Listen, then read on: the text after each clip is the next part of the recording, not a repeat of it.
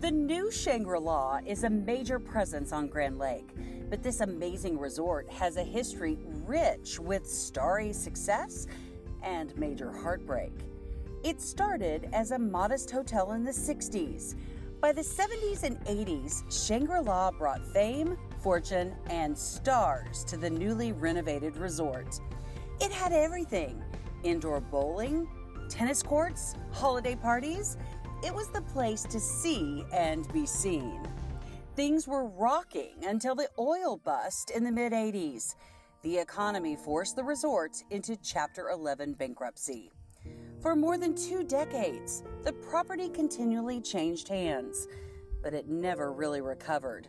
Sections of land were sold off, parts of the golf course closed, and the legendary hotel shut down.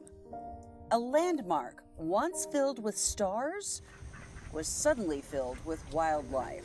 Then came new life. In 2010, Oklahoman Eddie Gibbs bought the property to restore it to the glory days. I've never had that experience before, being involved in something that starts with just a pile of dirt, and that's it. And here, $65 million later, it's a pretty nice place. While the new Shangri La Resort looks much different than its predecessor, there are lots of things around here to remind you of the past. Well, of course, the most famous thing of Shangri-La's image over the decades was the big eagle. Once overlooking the hotel, the eagle now keeps watch on the premier golf course. In fact, all throughout the clubhouse and dining rooms, you can see artifacts from the original hotel and pictures of stars who have been here over the decades.